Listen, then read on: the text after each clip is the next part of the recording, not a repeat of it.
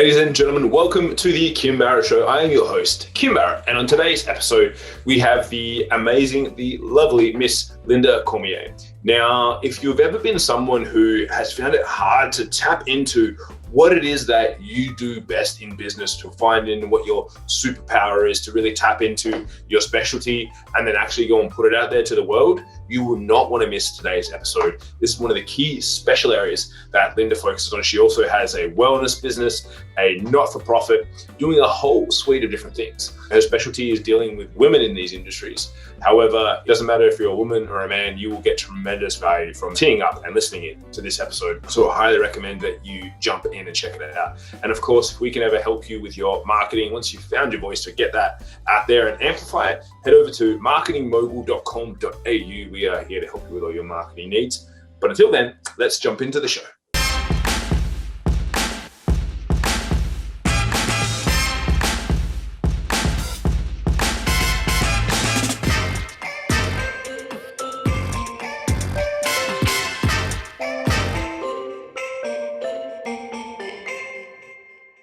Lynda, thank you so much for joining us today. Really appreciate you making the time.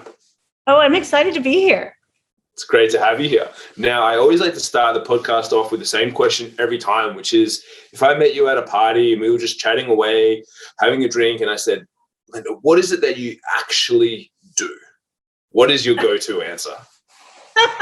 It should be easy. That would be my go-to answer. Is it should be really easy. I juggle a few different things, but I would say I've spent 30 years working primarily with women, inspiring them to find their voice, use their voice, trust their voice, and simultaneously am the co-CEO of a multi-million-dollar international wellness company that actually has distribution in Australia. So those would probably be the two things that I would share. Amazing. And how did the two separate ones come about? Which was there a chicken and egg scenario there? Was one before the other? How did they first roll out? Great question. And actually, it definitely was one before the other, because I had been doing speaking engagements and training and working with sales groups since I was 26. I had my first speaking engagement completely by accident when I was 26. And I learned very young that companies don't grow, people grow, and then they take the company with them. So when my husband and I started our company, it was basically, that was the model, is let's work to really help people grow into their gifts and to the best possible version of who they are.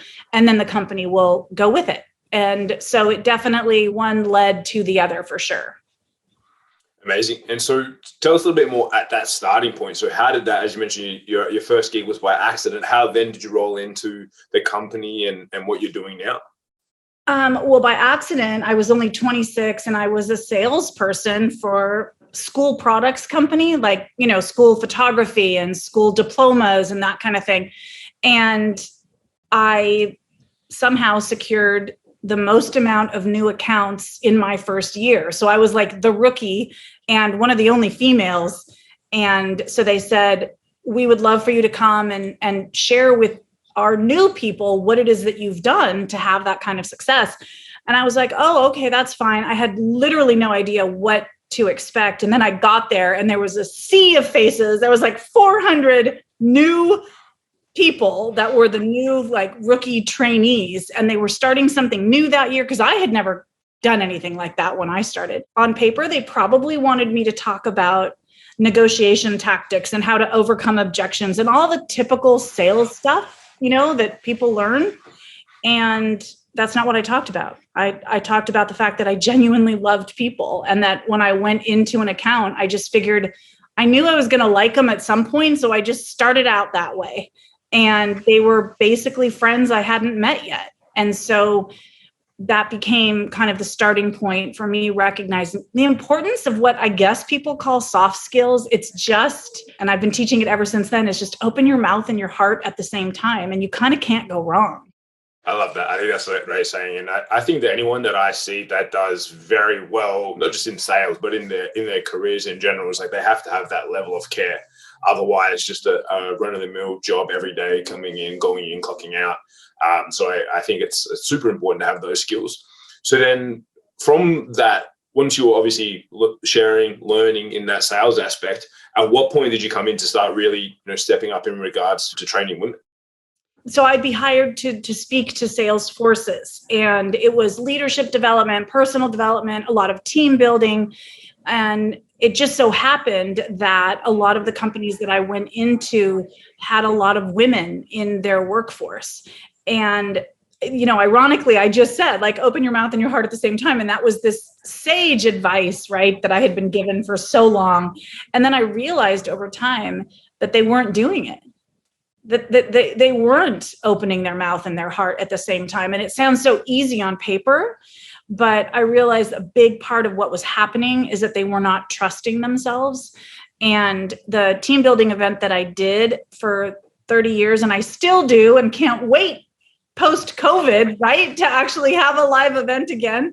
But it culminates with everybody getting to break through a limiting belief, like literally break through a 1-inch thick pine board. You maybe have seen it or even experienced it before. There wasn't a lot of women, especially, when I was 30 something and 40 something. I'm now 50 something, but there wasn't a lot of women that were hired to do that kind of team building. And maybe because I was a woman, I was hired into a lot of places where there was a lot of women that were seeking to grow and improve. And what are some of the biggest things that you find and identify that can hold these ladies back? Because I know that for us, like, we do a lot of coaching and consulting and advertising and marketing, which is very similar. Is like, for us to help someone to be successful in that space, they really do have to be able to own who they are, put themselves out there to become successful, right? That is part of the course. So what are some of the biggest things that you see that hold them back, that, that they really kind of struggle to overcome at the beginning?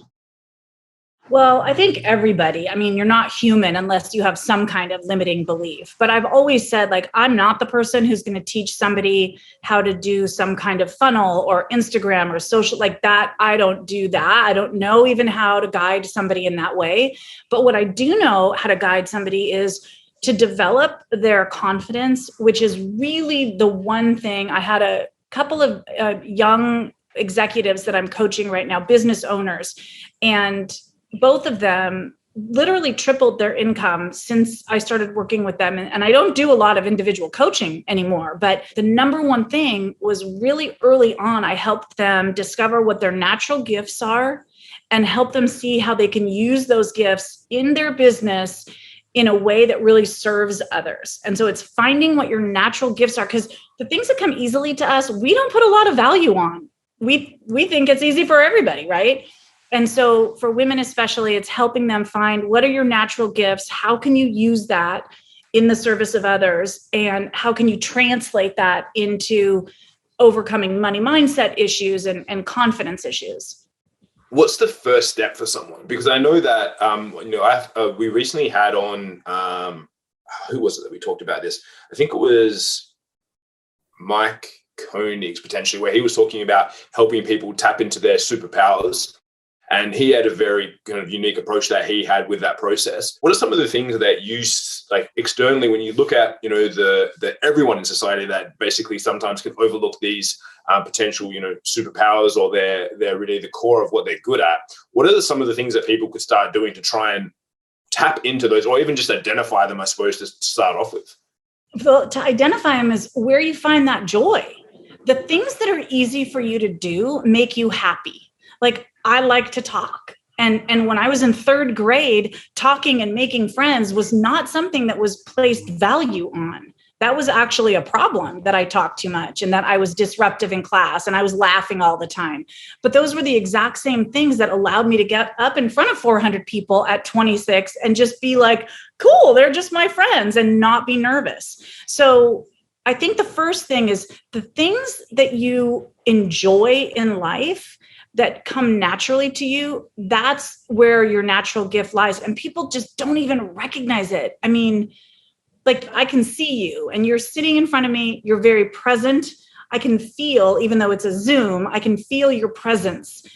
You wouldn't be able to do this if being present wasn't something that either you're naturally good at or that you've, exercised that muscle.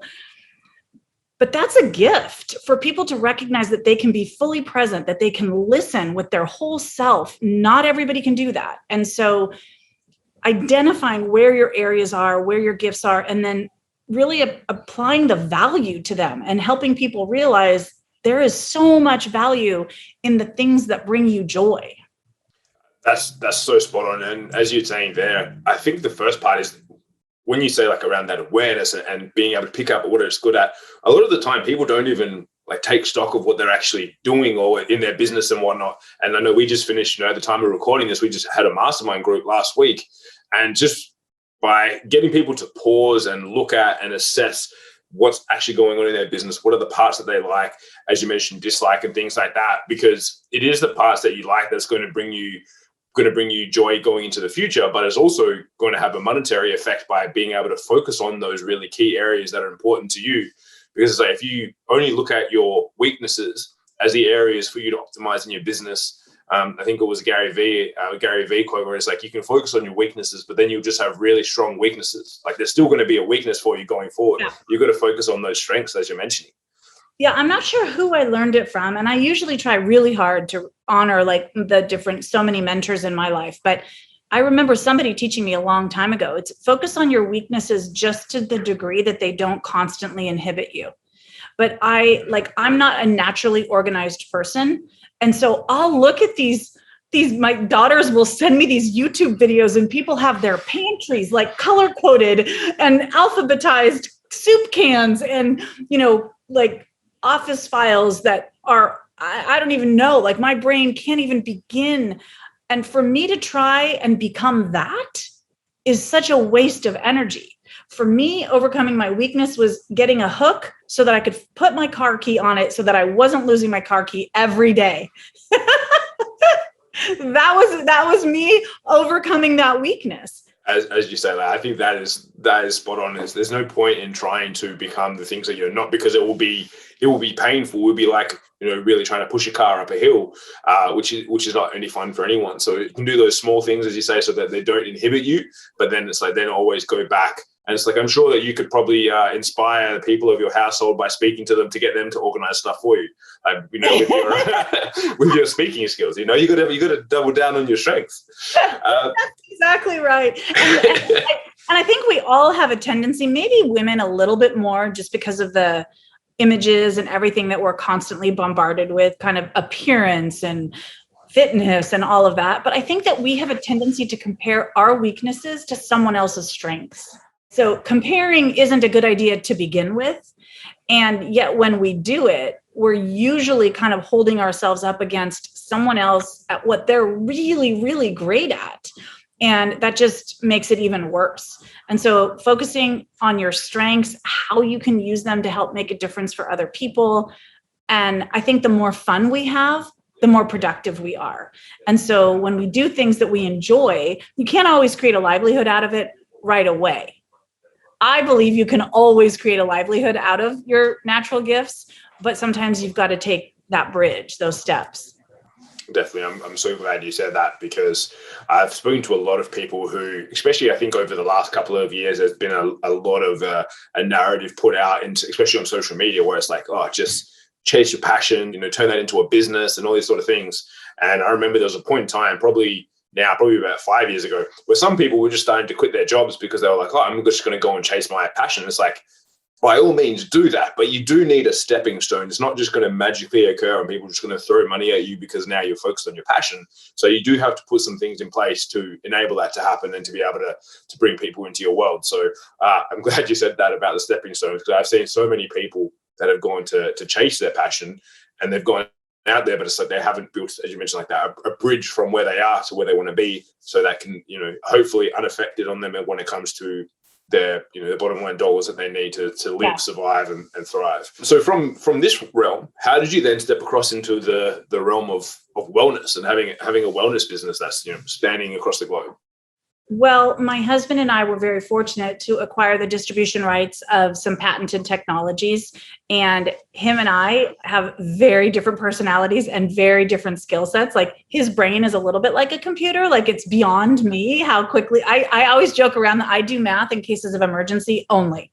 And he can do it like I don't even bother picking up a calculator. I'll just ask him, what is this, do this for me. And I love people and I love to write. And so our matching skill sets worked out really, really well to bring these technologies and to bring them to the world. And he did have a background in tinnitus device that he brought internationally. So he had that, and I had decades of building teams. And so we were able to pool our resources together and build the company together, which has been really, really a joy. But all the while, I've always done my speaking engagements, even outside. I built the company quite a bit with the training that I do and really helping our independent consultants step into the very best of who they are and all those things. But I've always still done outside team building and a lot of youth organizations and women's empowerment and things like that, because it is my joy and where I feel like I can provide most value. Amazing. And what's some of the, without going into the technology side, like what are some of the things that you guys focus on in the wellness business? It's very simple. 3 primary areas. We have a hydration technology that allows people to drink 1 glass of water, but it's like drinking 3 because it increases absorption. And then we have energy category that helps offset the negative impact of electromagnetic radiation. And then we have some nourishment products. So it's hydration, energy, and nourishment. Love that. Can you tell me a little bit about only because I know my partner has gone crazy down the hydration route, and she goes and looks into all these things. And I think half of our fridge is full of different hydration products. Give me some of the insights on that, like what you guys have done there, because it is a big problem I see with people just being at like extreme levels of dehydration these days.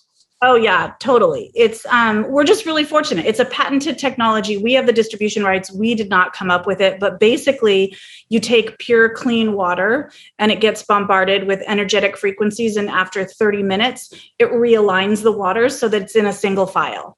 And it's really kind of cool how the world works, because as we have the distribution rights to this technology in a completely other part of the country, there was Nobel Prize winning research that says in order for water to get inside the cell, it has to be in a single file, and your body does it, but it slows down, let's just say, as everything else does as we age. So obviously an infant, they're very easily hydrated. You can see their skin, but it's really a function of aging. And so our little tagline is be a grape, not a raisin. And And so is it a device, or is it like a water additive? No, it's a device. You pour clean water into it. It's plugged into the wall, and then it activates the water after 30 minutes. It has a little flashing light. And then after 30 minutes, it's in the right structure so that your body can absorb it very, very easily. And it's not a medical product, although there's a ton of medical research and it's been published in a lot of different areas, but we don't make medical claims. We just are happy that people are hydrated, and the side benefits of what happened are really amazing. Love that. I'm going to have to definitely send that to my partner, because she is a consumer, so she'll probably go and buy one straight away, because she loves to try different things that, she's got all these different additives and things, and she spiralizes her water. Yeah. You email me, because I have some say that she can probably get a better deal. So amazing. I definitely will hit you up on that. And now obviously, like, the fact that you guys are really growing kind of 2 quite large companies and growing them astronomically, what have been 1 or 2 of the biggest hurdles that you guys have faced, and how did you overcome them in this process? Because I mean, growing one business, for most people, they're like, that's hard enough, let alone, picking up a patent and growing it globally and doing all this stuff. What are some of the things you guys have faced? Well, I mean, I think the same thing that every woman, I'll speak for me as a woman, and I have 2 adult kids, it's balance. It's always finding that balance. I love the idea of possibilities, and I always want to explore possibilities. And we have, real estate, and we have other ventures too. It's not just these 2 main ones. And so I think, I'm very, very fortunate. My husband and I are very much in love, and we've figured out how to work together and how to not butt heads, even though we're very, very different, how to really give each other space to be good at what we're good at.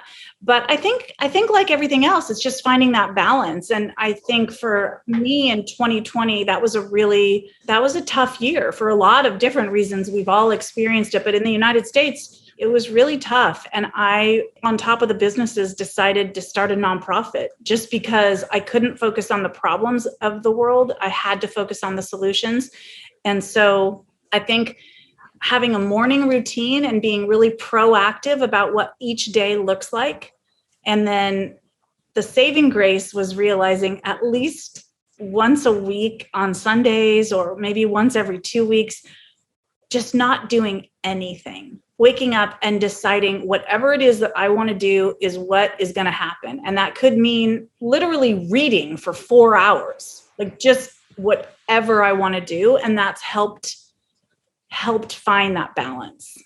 I think that's super important to do that, because it is, especially I think last year was a very big reset for a lot of people. So I think not just yourself alone, everyone was kind of like, oh, okay, now I have to, stay home, or I have to do something like this, where it's like, okay, great. Like, how are we going to approach things differently then? So I love the fact that you started a nonprofit as well, just to focus on solutions. I think that's awesome. And now as we're getting towards the end of our time here together, I always like to ask the same question every time, which is there a question that I didn't ask you that I should have? No, I've loved our conversation. There isn't anything I could think of. Well, I'll throw out just a random one then. So what's next for you guys? Obviously, being that everything's been pretty crazy, like what's the rest of 2021 into 2022 and onwards look like for you guys? Well, I'm really, really excited about the nonprofit. I have to say it is because I've spent a lot of time in my career working with teens and young adults. And it's connected to our company that we had a program called Roots and Wings, because I believe if we give our children roots so that they can have wings to go out and make a difference in the world. But not everybody has those roots, and not everybody gets those roots. And, the truth is this, I just was writing today or yesterday, I don't remember what it was for. Maybe it was a social media post, that it's the idea that, we think we're learning everything as we grow up, right? That we think back to when we were growing up. And the truth is, we don't ever grow up. Like, hopefully we're always still growing up. Like, my mom is 97 and she's still learning something every day. And so my hope for 2021 and what we're doing with the nonprofit is to really empower women to find their voice, use their voice, trust their voice, and bring purpose-driven businesses to the world. I believe that there isn't anything more urgent that we can do than to, especially in the United States, to empower women to step into their voice and bring a more balanced energy to the planet. That's amazing. And now for anyone that's listening to that and they say, I really like what you're going to be doing, what you're doing now, and they want to find out more about what you're up to, where's the best place for them to find you online? I have my website, and I haven't really done too much with the blogs, but if they sign up, someone can go to it's just my name, LyndaCormier.com, or Instagram or Facebook. I have a lot of women who message me, and I always reply on direct message on both Instagram and Facebook. It's just my name. And so if I have something going on, I'm going to be doing a lot of retreats. That's something else coming up in 2021, small, like 10 people only. So yeah, that would be the easiest way to reach me. Amazing. So guys, if you're listening to this, either above or below in the show notes, we'll have the link to Lynda's website and socials everywhere there. So go and connect with her, please. And of course, if you know someone who maybe hasn't tapped into their voice just yet, been able to find what it is that is their specialty, please share this episode with them. Make sure that it gets out into the hands of as many people as possible so that we can help more, especially ladies, tap into their voice, find their voice, use their voice to get out there and, make the planet a better place. So that's absolutely amazing. And Lynda, again, thank you so much for joining us. I really appreciate you making the time. Yeah, it was great. It was great getting a chance to meet you. I hope it's not the last time we chat. It definitely will not be. Thank you so much.